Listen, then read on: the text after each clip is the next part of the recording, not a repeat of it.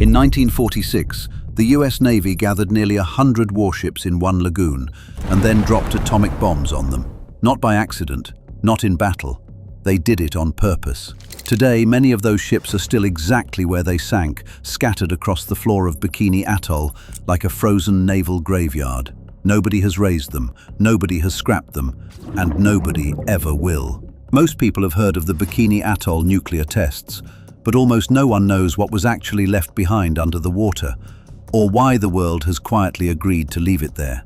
Some of what I found sounded so unbelievable I had to read it twice. Bikini Atoll is a ring of low coral island sitting in the middle of the Pacific, part of what is today the Marshall Islands. In 1946, the American government looked at that remote lagoon and decided it was the perfect laboratory to settle a question nobody had ever tested properly. What does an atomic bomb actually do to a fleet of warships? Not on paper, in steel. The families who lived on those islands were told they would be able to return home before long. 80 years later, they are still waiting. The program was called Operation Crossroads. The Navy assembled a target fleet of around 90 vessels, a strange mixture of American ships, captured German and Japanese warships, submarines and destroyers, and a handful of the most famous capital ships afloat. They fueled them, loaded them with live ammunition, and put goats, pigs and rats aboard to stand in for crews. Then they anchored the whole fleet in the lagoon and got ready to tear it apart. The first bomb came on the 1st of July, dropped from a B-29. It missed the aim point by something like 700 yards. A few ships went down, but none of the main targets sank. The military found that disappointing and moved straight on to a second test. This time the bomb was not dropped from the air. It was detonated underwater, directly beneath the anchored fleet, and that one change in design is the reason so much of that fleet is now lying on the bottom. To understand what was lost down there, you have to look at the ships themselves, because these were not anonymous hulks. Start with the Nagato. This was the battleship from which Admiral Yamamoto personally gave the order to attack Pearl Harbor. When she was launched in 1920, she was the most powerful warship on Earth, the first ever built to carry 16-inch guns. By the end of the war, almost the entire Japanese fleet had been sunk around her, and she was one of only 2 Japanese battleships still floating. The Americans brought her to Bikini as a war trophy. After the underwater blast, she did not go quickly. She leaned slowly to starboard over the course of 5 days, and then she rolled over and vanished. Today she lies upside down in roughly 110 feet of water. Yamamoto's flagship, the ship that set the Pacific War in motion, is resting on its back in a lagoon, and nobody is allowed to lay a hand on it. A short distance away sits the Arkansas, one of the oldest battleships America ever sent into combat.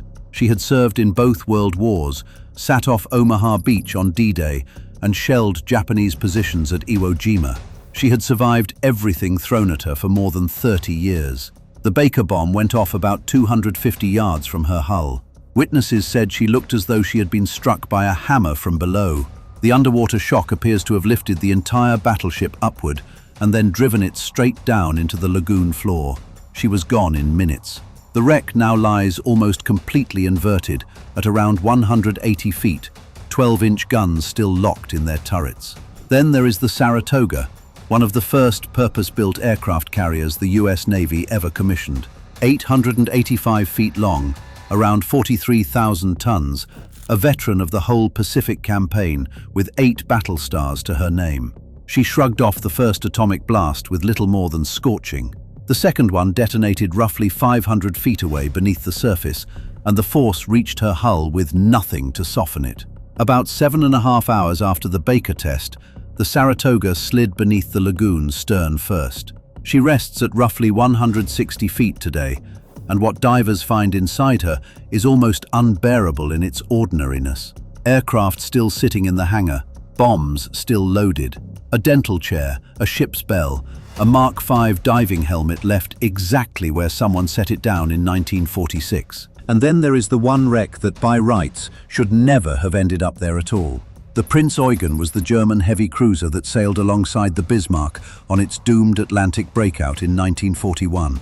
After the Bismarck was hunted down and destroyed, the Prinz Eugen somehow lived through the entire rest of the war.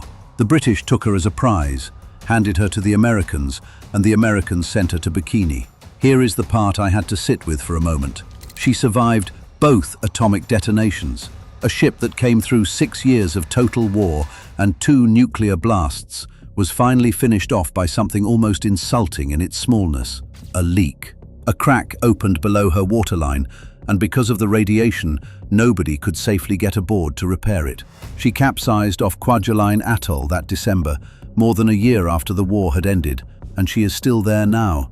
Propellers tilted out of the water, lying on her side, oil still seeping slowly out of her into the Pacific.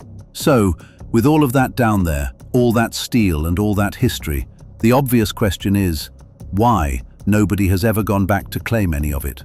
Radiation is the first and most stubborn answer.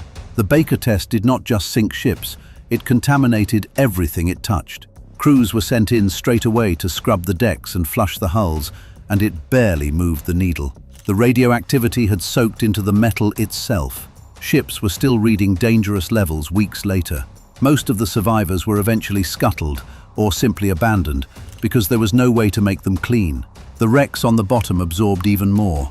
The sediment around them is contaminated, the coral growing over the hulls is contaminated, and traces have even turned up in the fish. Divers are permitted down to see the wrecks, but the rule is absolute. Touch nothing, take nothing, disturb nothing. What is down there stays down there. But radiation only takes you so far.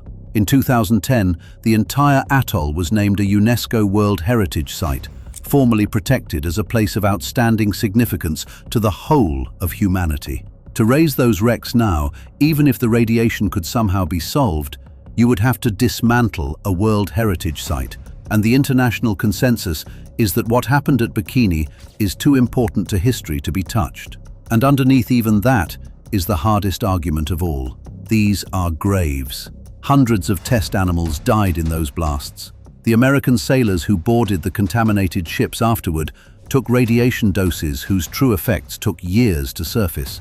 The Bikinian people were driven from their home and have never been able to return to it. The lagoon is a monument now to what those weapons could do and to everything that was sacrificed to find out. The Saratoga still has her aircraft in the hangar. The Nagato is still lying on its back 100 feet down. The Arkansas is still sitting where that hammer blow drove it into the floor of the lagoon.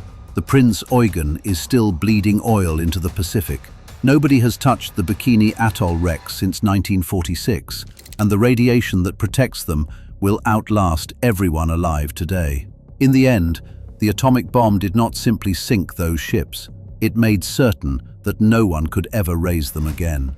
If you found this video interesting, let me know in the comments where you are watching from. And if you want to see more videos like it, the next one is already waiting.